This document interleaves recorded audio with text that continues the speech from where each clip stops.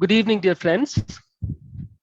I, along with my colleagues, Mrs. Astrid Wege, Sharmishta Sarkar, and the head of the Seagull Books, Mr. Naveen Kishore, welcome you to the second session of the series of conversation, How Can You Hear What I'm Saying? I'm So Far Away, organized by Goethe-Institut, Max Muller Bhavan, Kolkata, in collaboration with Seagull Books. In this series, we invite German language authors and intellectuals to be in conversation with an author from India on contemporary political, philosophical, literary, and social issues. In our inaugural session on the 16th of April, we had a friend, author Monica Cantieni from Switzerland with us. And today, we are happy to welcome Inka Parei from Germany, who will be in dialogue with our friend Sandip Roy from Kolkata. Inka Parei was born in Frankfurt am Main in 1967. She has lived in Berlin since 1987. She has published short stories as well as novels, Die Schattenboxerin, Was Dunkelheit war, and Die Kälte Centrale. Her works have been translated into English and several other languages and have received numerous awards, including the Hans-Erich Nossack Förder Prize, the Ingeborg Bachmann Prize, and a fellowship at New York University. She is currently a visiting professor at the German Literature Institute in Leipzig and is working on a new novel. Sandip Roy is a writer, radio host, and columnist based in Calcutta. His work has appeared in the New York Times, the San Francisco Chronicle, the Times of India, First Post, and other publications. His audio dispatch from Kolkata airs weekly on public radio in San Francisco. He is a columnist for Mint Lounge and hosts the Sandip Roy Show on Audio Express. His award-winning first novel is Don't Let Him Know. I wish you all an enjoyable evening. Now it's over to Sandip. Thank you so much, Partha Chattopadhyay, for those warm words of welcome. And thanks to both the Seagull Books and the Goethe-Institut for hosting these. How can you hear what I'm saying? I am so far away. And Inka Parei, thank you for joining us. There you are. You're not so far away at all. I can see you right now. Hello, Sandip. Hello. A very warm welcome in my Berlin living room. Nice to meet you. Thank you. I'm so glad that we could join you in Berlin. So, well, before we go to your books and works, tell us how you are. What is it like in Berlin right now? Oh, Berlin is a very quiet city now. I mean, if you compare it to Calcutta, I have been to Calcutta 2 times. Of course, Berlin is always a quiet city, but as we all stay at home for months now, and the social life is shut down and we stay at home, of course, it's a city where people are together with a distance and carefully see how slowly things get normal. But we are very privileged that this will happen, and this will happen in a few months, I think.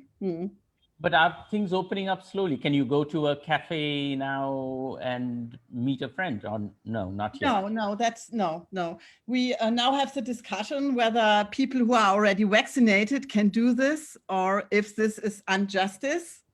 We have lots of discussions like that now on moral and ethic issues. That's a little bit German also. We are quite bureaucratic and we always think before we act. So yeah, it goes all very slow. And I stay at home like mostly everyone I know.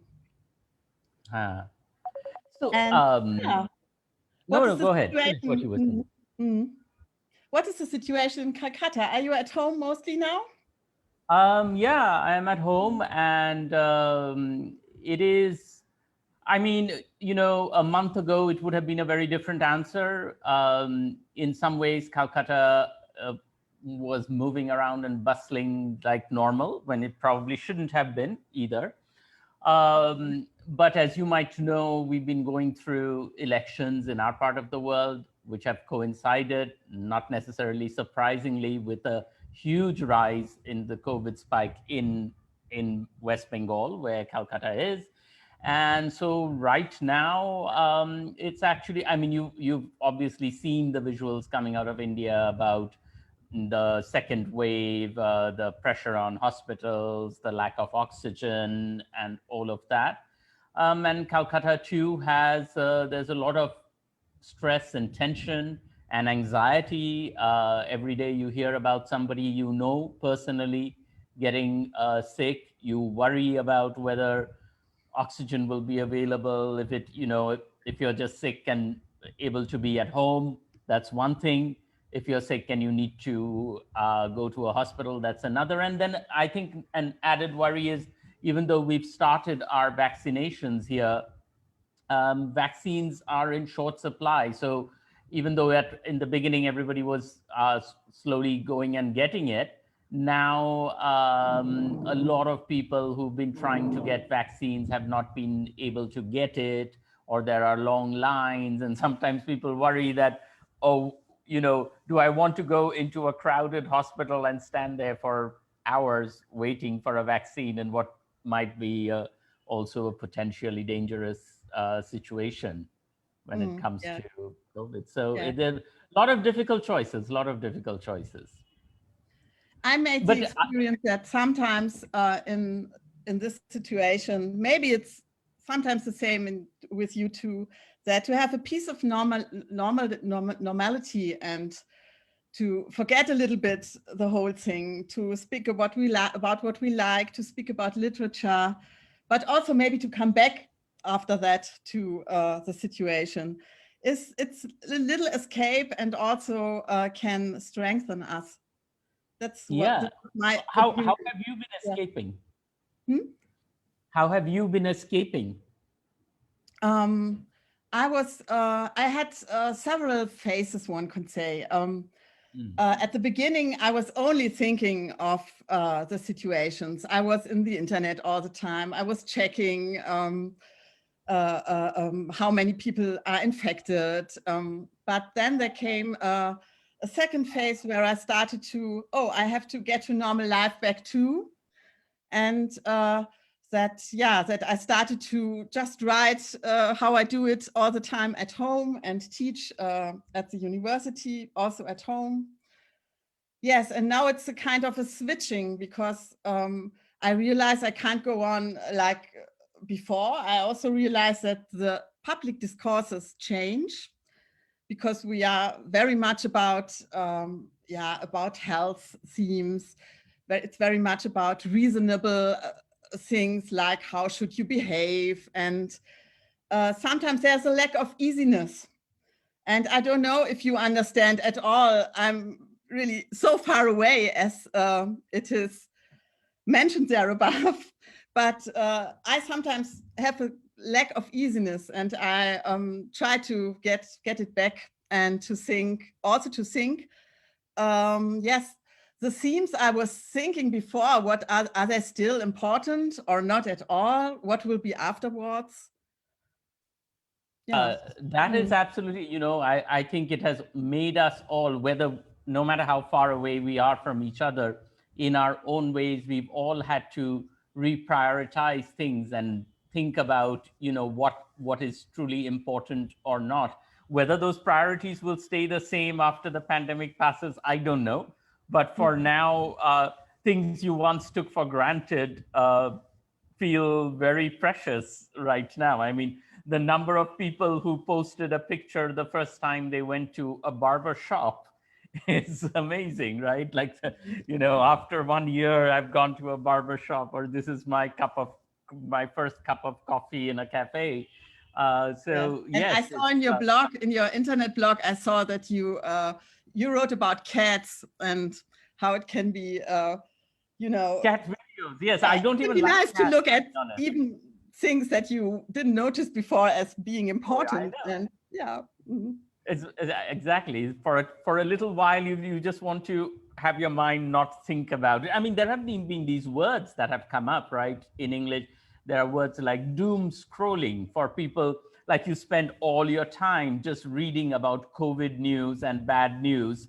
And so they said, they invented this word called doom scrolling. I'm sure German has also got words that have come up because of the pandemic. I'm sure every culture must have these words, new words that are being invented because we have to deal with new times. Let me think. I don't have any in my mind right now, but yes, of course, I'm sure we have. I'm sure. Well, maybe people who are listening to this, if they know such words, we'd love to actually hear some of these words. But Inka, have you been having COVID dreams? Because I've started having COVID dreams now. Like last night, I dreamt I'd gone somewhere and there were all these women and they were sitting around and they didn't have masks. And I kept trying to tell them to put on masks. No, I must admit, I didn't dream at all about COVID, but I'm the type who never dreams when it's really serious, only afterwards. When it's really serious, then I kind of, no, my mind is like thinking of other things or thinking of it at the day, but maybe I just try to put it away very often. But are you feeling more connected to the world because we are all sort of going through a kind of common experience, whether it's you're in Berlin or I'm in Kolkata, or do you feel more isolated from the world because of the pandemic? I must say at the beginning, I was a little bit, we didn't know how worse this all would be. Right. And at the beginning, it was just, okay, we have a little lockdown, let's see. And yes, and I said to myself, because everyone was talking like such an experience being at home, while I'm at home all the time.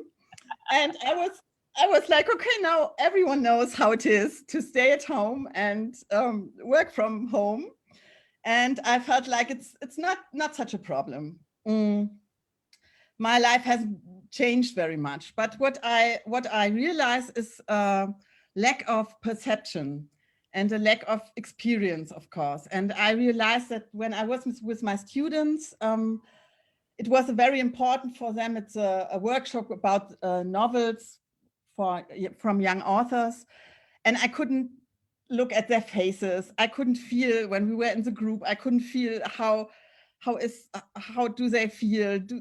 It was on the one hand you can meet, but of course I don't know if you go out of the door where you are now at your home. I think I could realize what you see, but this is dangerous. I think that I could imagine how you live and what your experiences are only because I'm connected via internet. And this is maybe a little bit the danger, this lack of perception and experience with each other. Yeah.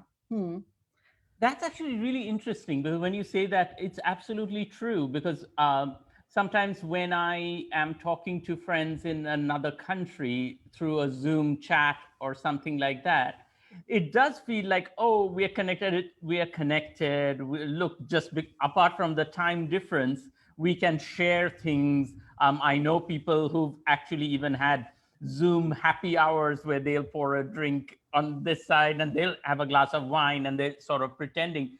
But you're right in the sense that it's a very superficial connection, because once that camera is off, it gives you the illusion that you are connected to that person without having any sense of what that person's reality and life is like once that camera is turned off. I mean, as we said in the beginning, now if I go out into the streets of Kolkata right now, it's probably a very different scene than in Berlin right now.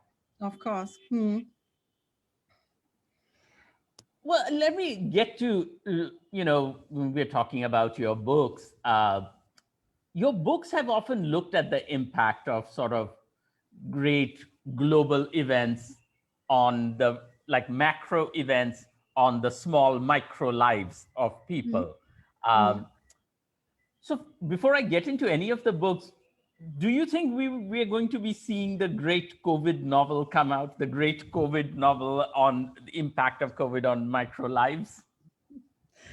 as far as I'm concerned, I need, as you know, as you see, 3 books in a lot. I need a lot of time until I can write about something like that. And also, you need to have the difference. You need to have some distance. Yeah, a distance. I don't think this, but I think what could be important is, yeah, in my books I always have a physical physical basic, like a building.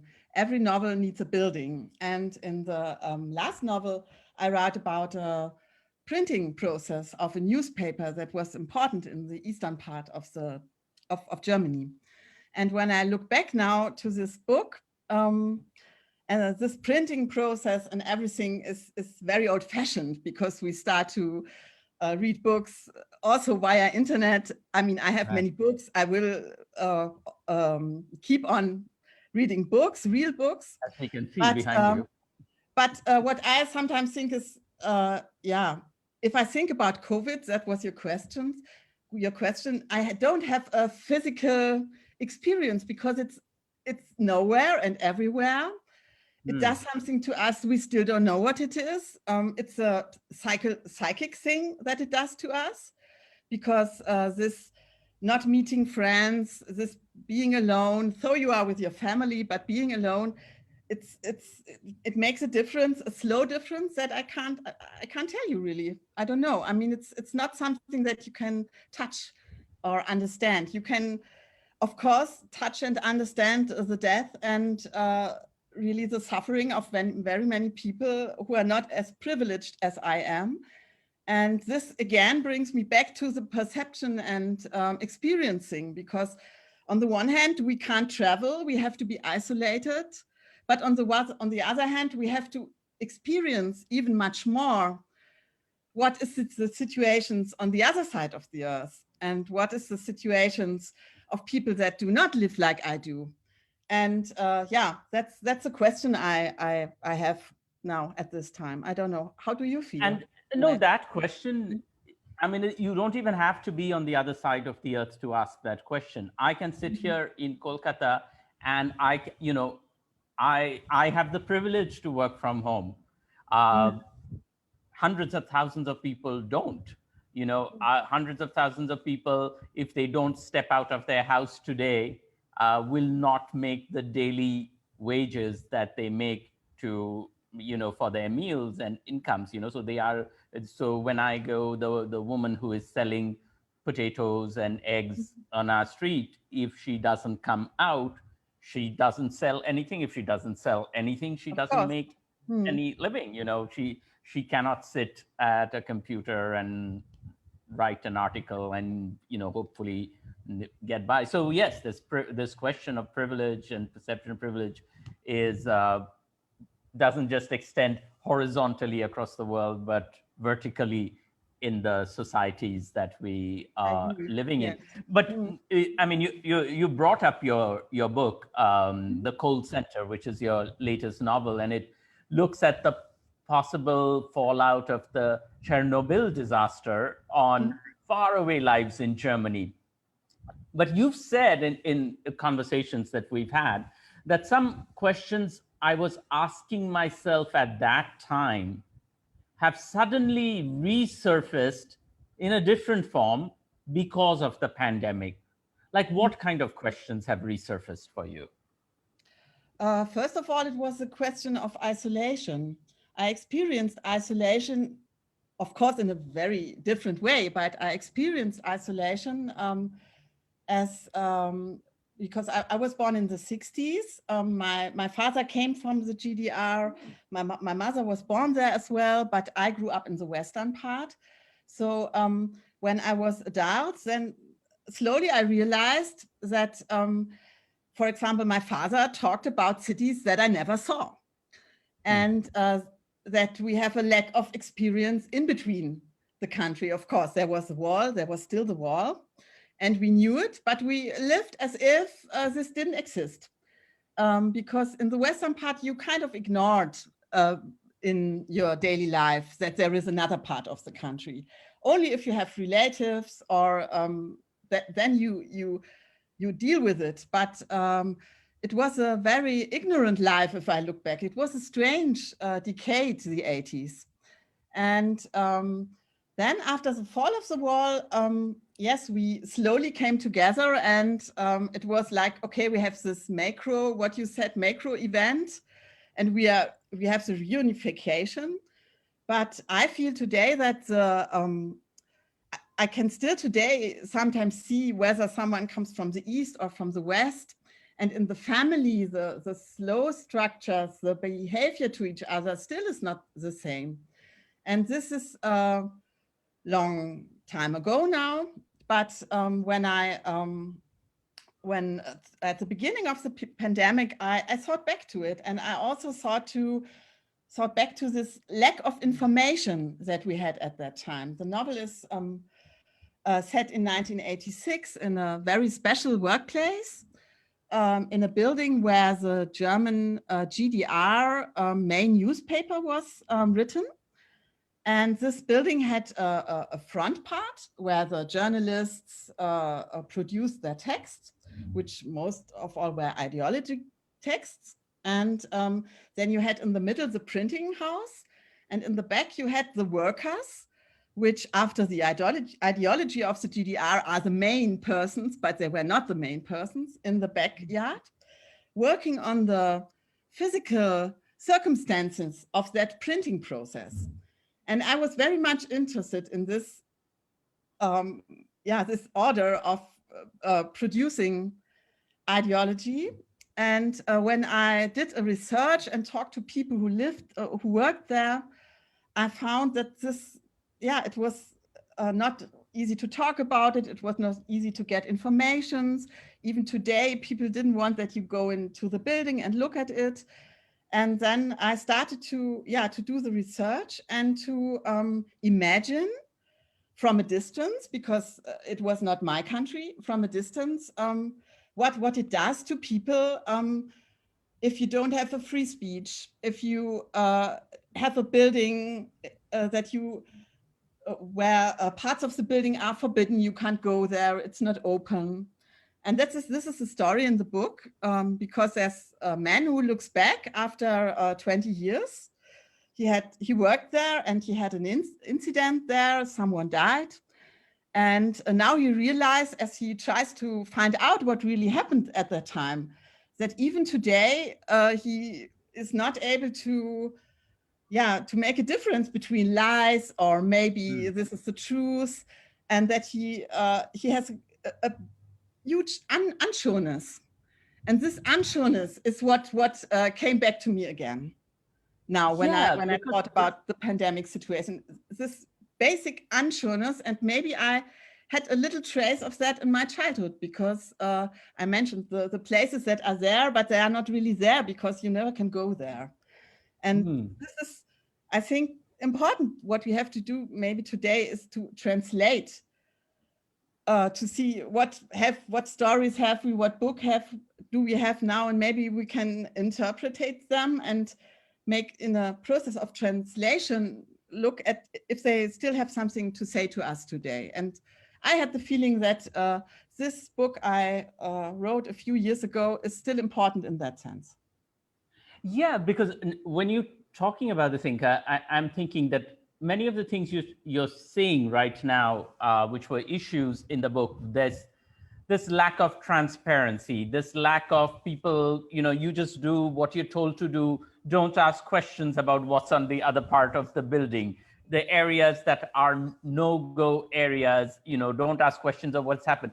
These are things that we've heard over and over again in different countries, in different forms during the pandemic, right? From the beginning of the pandemic, the secrecy that surrounded the origins of the pandemic in China, where nobody was quite, so many conspiracy theories floating around, nobody quite sure what has happened. And it strikes you that while in some ways an authoritarian state can be very efficient, whereas a democracy is much more messy, the lack of transparency also makes an authoritarian state much more dangerous in dangerous times, doesn't it? Yes, of course, I totally agree. If I look at my country now, we face the fact that we are, for example, I mean, everything goes very well. In a few months, we will have gone through it, I hope. But it's even in our country, which has a tradition of democracy, you can see this unsureness, and you can also see this this discussion about who is the first group to be vaccinated, who is the second group to. Do you have those groups as well in India? Yes. Right now, right now it started with the elderly. It started with doctors and people with comorbidities. Then it was the older population. Now we are in a 45 plus people can get vaccinated above the age. But from May 1st, they're going to open it up to everybody from 18 and above, except that there's not enough vaccines for them. Yeah, of course. I understand, yes. And I felt, on the one side, on the one hand, I was kind of proud. I liked this discussion process in Germany because we were really thinking about, what is the best and what are the people who really need to be protected. But on the other hand, even in our country, we sometimes have the feeling that is this really the right decision? And what is about science? Science people tell us a lot these days what is right, but I'm not a scientist, so even much more I have to kind of look at the facts and trust. And if you don't have a democratic country, you have an authoritarian state, as you mentioned, then you can always say, okay, we make this, we make that. It's just an authoritarian order. And you don't have this discussion process, and this discussion process makes me very much sure. Also, it's very bureaucratic. It takes time. It's ridiculous sometimes, but of course, I agree. I'm very, very inquired about about the efficiency of authoritarian regime. Yes. And I would like to have a discussion about what kind of efficiency do we need? And yes, I mean, that's that balancing act, because obviously you can't, you can't be in a situation where you spend all your time arguing the pros and cons of something, because you will never arrive at a consensus. On the other hand, I guess it comes down to this, Inka. It is like, I mean, in a way, the pandemic is a test of whether governments can treat their citizens like adults, or whether they need to be treated as children and told like, don't ask questions, just do what you've been told to do, stand in that line, and don't ask why, so, or do you have conversations with people as adults? I mean, in India, it felt like in the early times, the government kept saying, oh, do this, in 1 month, if we do this, we will beat the virus will be drummed out of the country. The language was always about defeating the virus. It was a language of war. We will be the winner, the virus will be defeated. Whereas science was telling us the virus will not be defeated by any of these measures. We are working on a vaccine to try and prevent the spread, but just shutting ourselves down will not defeat the virus. It's buying us more time. It might be keeping us safe. It buys us more time to build up our hospital infrastructure and things like that. But the virus is not an enemy country, an army that we will defeat by any of our measures. And I think that's sort of a mindset that is difficult to, and then when it's not defeated, and then 1 year down the line, here we are with the virus still raging outside, and we wonder, did we lose this battle? Of course, yeah. We face times where people maybe want easy answers, and they want to have hope, and you can easily give this hope. But what you have to do really is to yeah, to go the very much more difficult way to say people no. You have to do very boring, very stupid things. Just stay home, just be reasonable and wait. And also you have to face the fact in your case that you live on the side of the world where there's not enough oxygen and where the healthcare is not the same like in my country. And this is a very, very sad thing. Yeah. And we must work on this. Mm. No, and I have friends who message me from abroad saying, is there anything I can do? And I don't know what to say. I appreciate their concern, but I don't know what to say. I mean, in that sense, it's not like you can send a box of vaccines over in the mail, Yeah, or something. Mm. But also, yeah. No, I wanted to go back to something you said, which was about your parents coming from GDR, and I was interested in learning. So what you're saying in sense is that the space that West Germany occupied in the imaginations of people who were in East Germany was very different from the space that East Germany occupied in the imaginations of people like you in the West. Yes, of course. That was a very, very strange thing.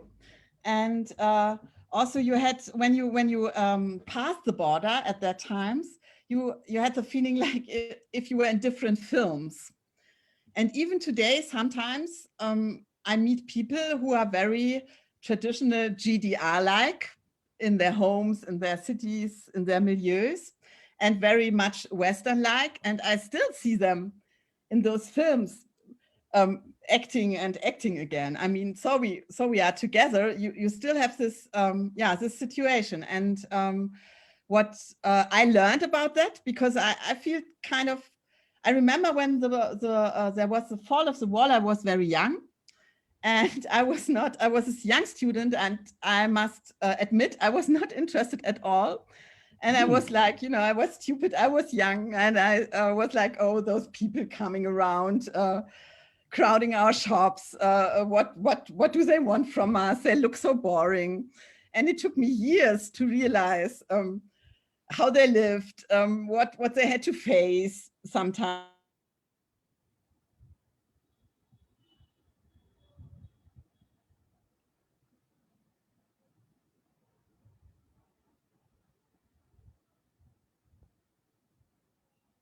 I think there might be a little. Are you there, Inka? I'm not sure if it's. There is a connectivity problem with Inka. Okay, we need to hang out. I think we have a little bit of an internet problem. The Zoom life.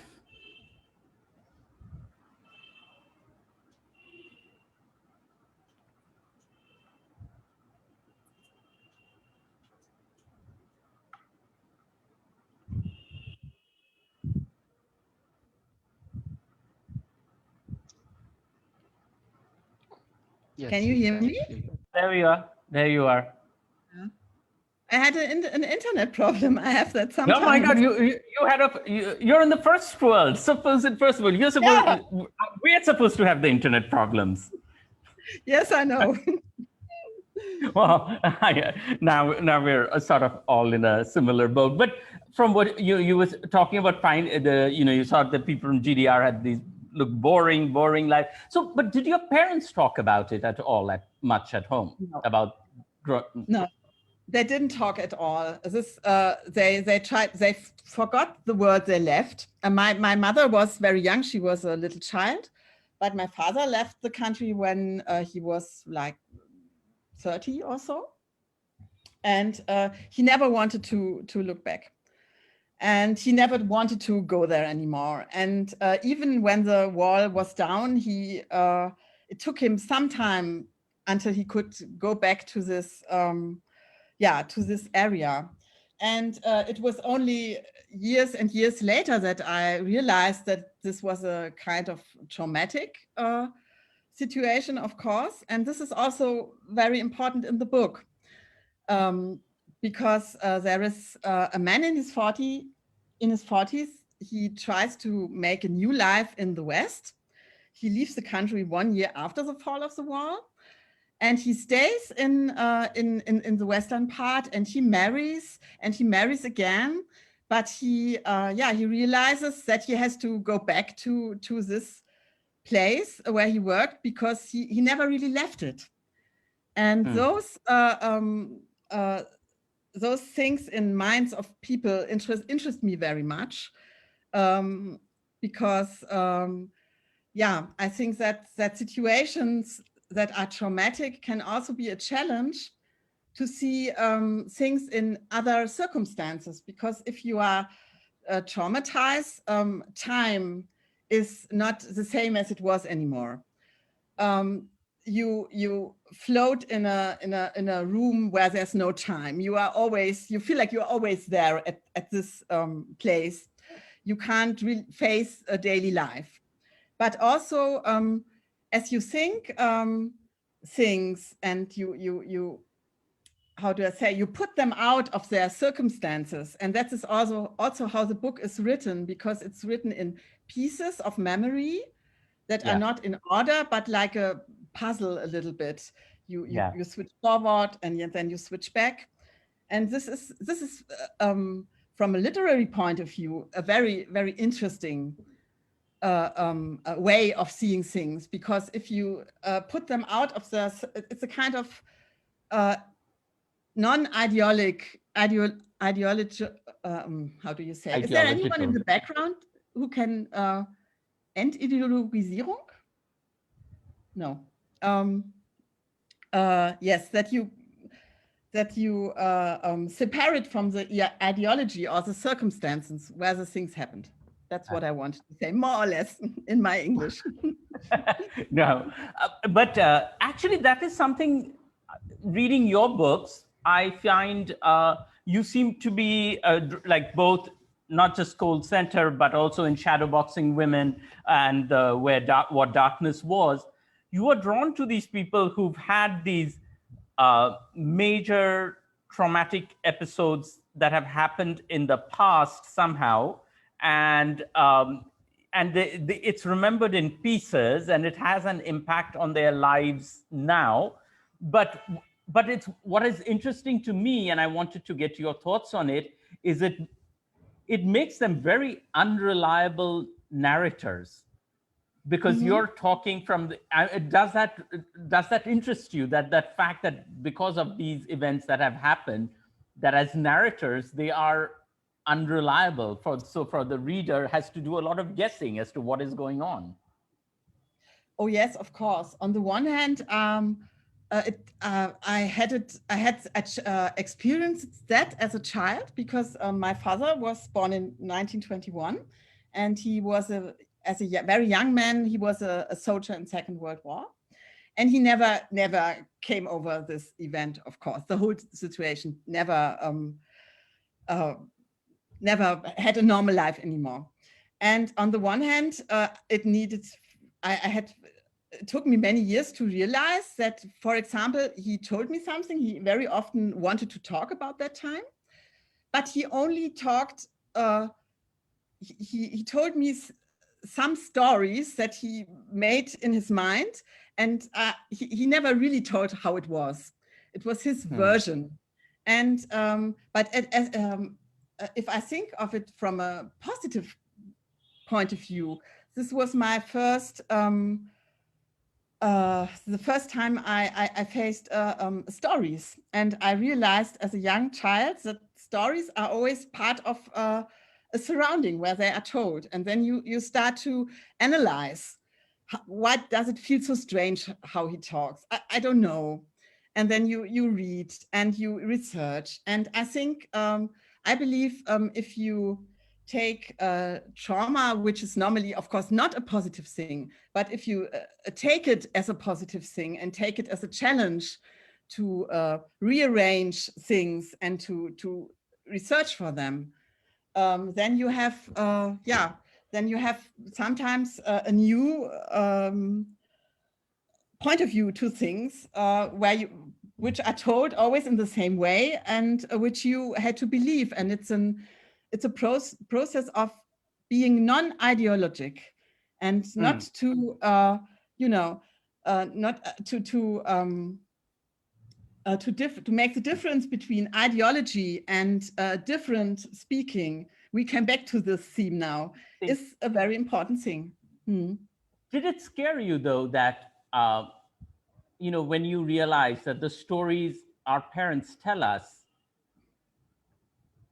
are in the end not necessarily the truth? They are the versions of events that they built in their heads, because as kids you're taught to, like, if anybody else is telling you what's going on, it's your parents. No, they know, they're telling you the truth. And then you realize the story, even once told over and over again, is only a small it's like a small slide in a bigger picture that they're not telling you. Yes, of course. Yeah. And so believing in the stories and also coming out of the stories as a process of emancipation is very important. So you have always both sides of telling stories if you look at it in that way. On the one hand, they kind of fix you, because if you are a storyteller, it's always also kind of manipulation, because you want your reader to be at a special place and to be interested in that story, that place. But also, if you do it carefully, it can be a process of emancipation, because you realize it's a fixed scene, and you start to think what are the circumstances, why is it red, is it like my experience, and so on. Where did the call center start for you? I mean, you said like you need a building to start with, but the story that becomes the heart of call center, where did that begin for you? By the way, I was very impressed with how much you know about air conditioning plants. I was like, how does she know this much about how an air conditioning plant works? Yes, it was really, it was a hard work, because I had to understand technical things, and I was very keen on, on knowing all the details. I know a person very, very, very close to me had this workplace, and he told me about it. And he said, let me show you the building, let's go there. And we stood in front of the building, and he looked at it, and I suddenly saw that he got very pale, and that he was like, really, he had fear to go in there again and to face this past again. And at that moment, so if you want, it's not only about buildings, it's only also about people. But then the people and the building were together, and I said like, oh, I want to know, why is he so pale? What was it that he faced? Why is it that I don't know at all what he experienced? And here we are again, by the way, at the theme we had in the beginning, the experience of other people. Empathy is very, very important thing to me. The most important thing we should develop these days too.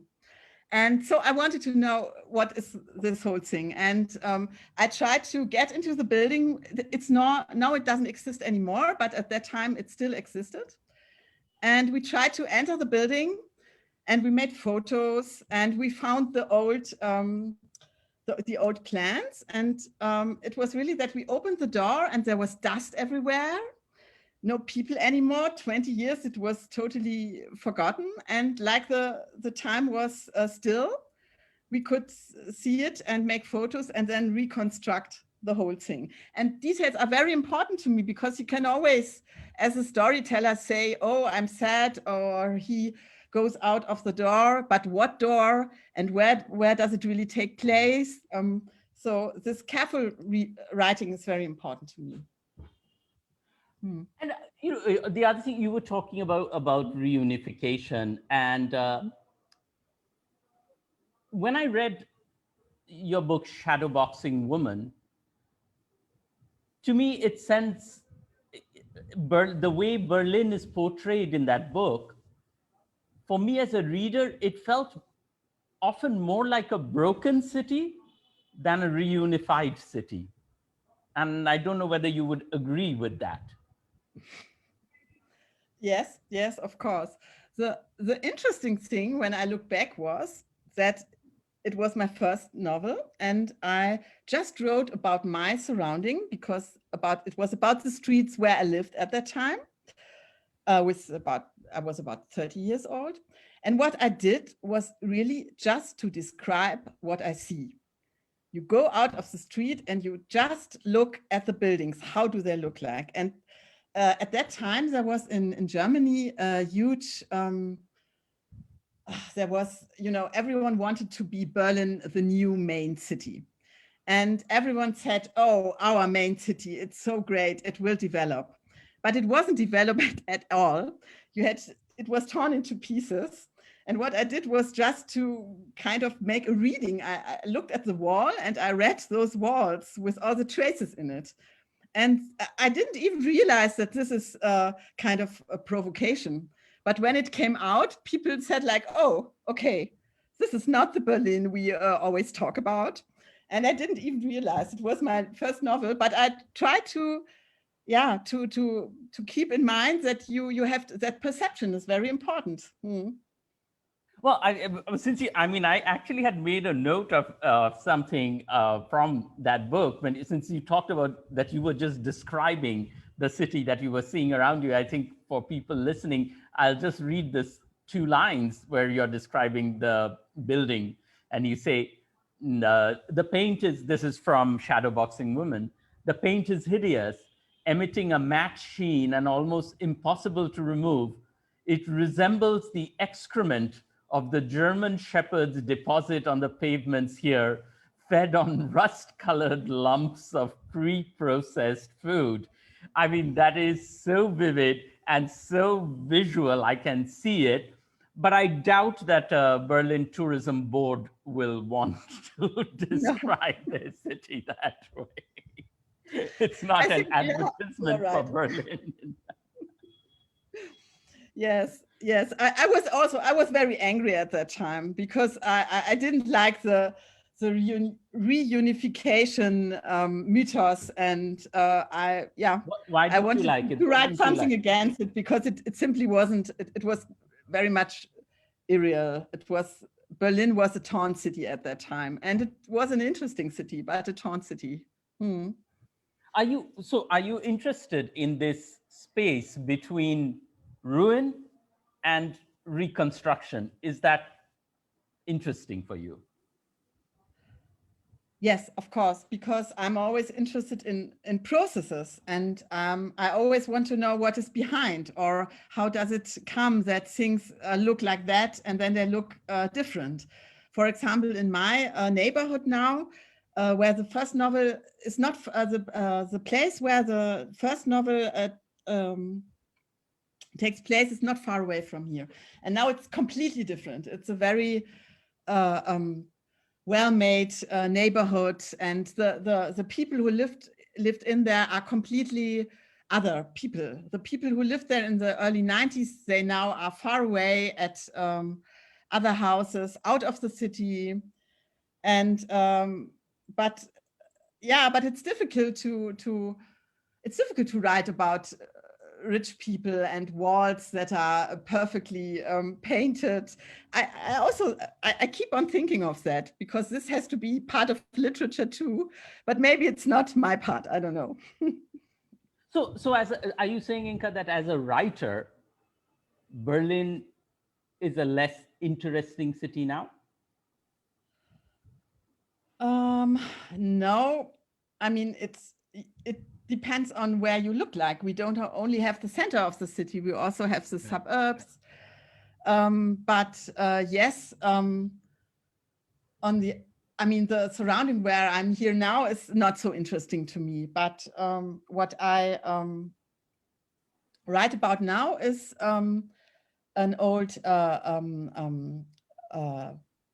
bunker. Do you say that in English? Yes. Old what? Shelter room, bunker in the war, shelter room in the war. That is in a park not far away from here.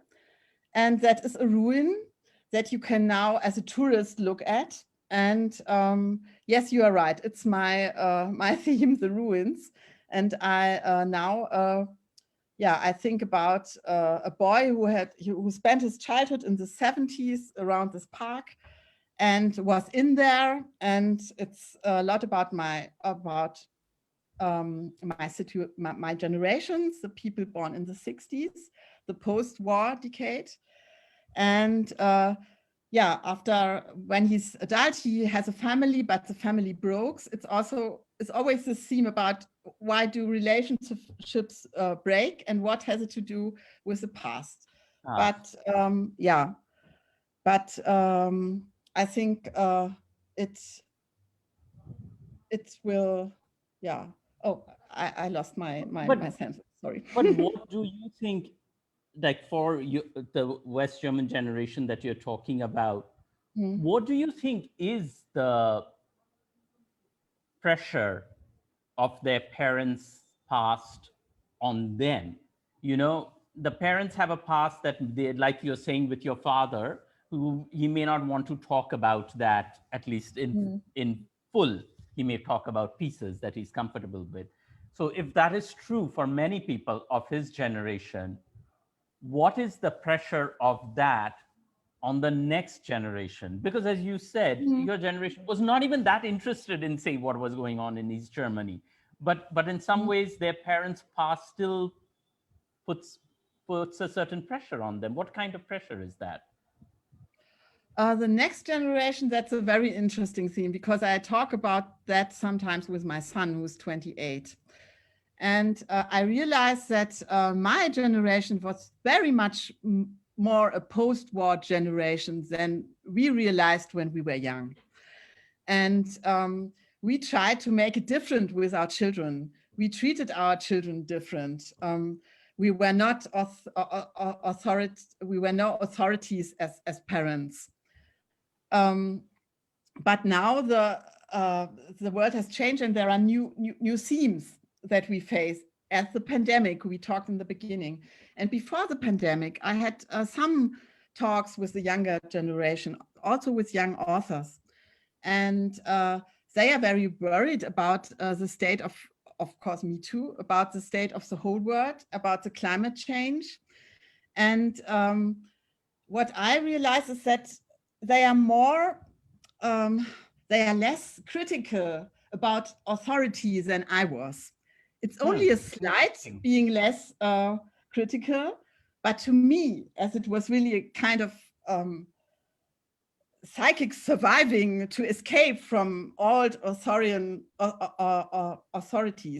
It is strange to sometimes, also I understand them, and it's very important to talk to the youngers, that they more tend to say like, okay, we have to do it like that, like that, like that, no discussion anymore, because we, of course, have to save the planet. We have to solve the problems that we face now.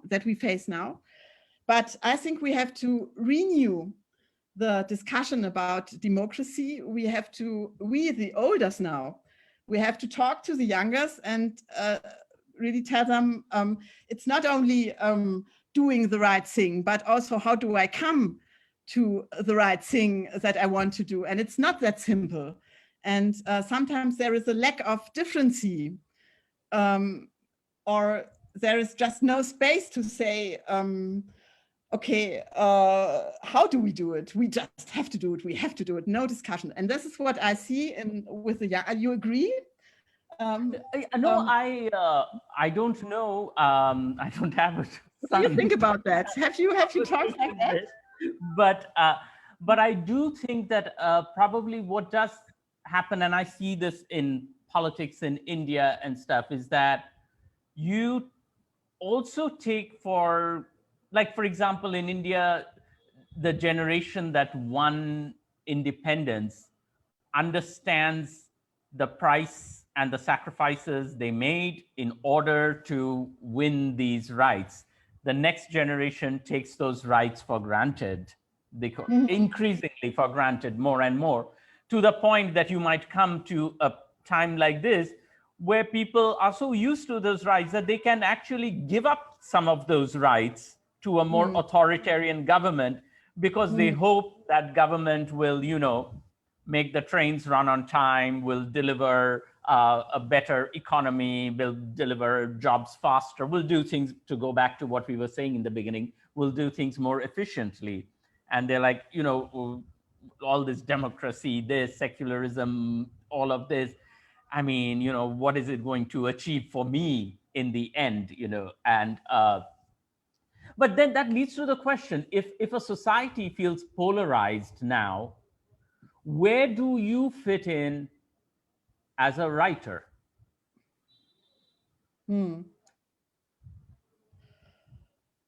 Yeah, that's it. It brings me this brings me to a thing I thought about a few days ago. We had a satirical video in Germany about the pandemic. Some actors made a video and they complained as they did short satiric films about that we all have to stay at home and wear masks and so on, and that the theaters are closed. And some of them were tasteless, but some of them made me laugh. And it was completely condemned by the public. Everyone said, how can you do that? People dying in the hospital and you make jokes on this situation. And maybe this is, I'm not sure, I must admit, I have to think about it. It takes some time, but I see a problem. The problem is that if you are too strict, and only do reasonable things, or what you say, the younger generations, they want to make things run, that everything is efficient, then you have a lack of things not running so well. You have a lack of, do you know what I mean? Yeah. Things running not so well and being not so politically correct, and things not working also are productive for the mind, for the thinking. And I still don't know where to place myself in this discussion.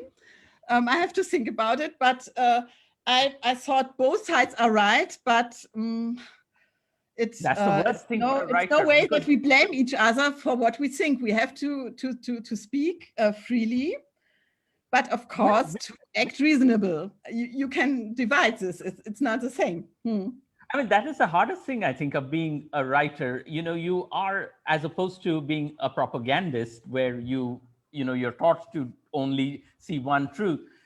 Writers is always like, yes, that's true, but also that is, you also have a point over there, and so you can appear a little wishy-washy because because I think the curse of being a writer is that, and empathy, what you're talking about, the curse of that is you are actually able to see the points that all different sides are making, and that it would be a much easier life if we could only see one set of points and never see the other. We would be much more sure, which leads back to what we started with, like living in a state of being unsure. And so I'm always unsure about these decisions, whether it's about pandemic or life and it goes back to what I just said, I think, when we've talked about that space between ruin and reconstruction. The reconstructed, glossier, gentrified Berlin is probably one a city planner would want. That's the kind of city everybody would aspire to. That is the kind of city a politician would promise you, right? No politician is going to promise you a city of ruins. But as a writer, in that space between that ruins and reconstruction is that place of inefficiency where things don't work the way they're supposed to. That is where it is very fertile and very rich because that is where you don't, because that shows many different paths for Yeah, I totally agree. Let's stay unsure. Let's have questions, and let's not so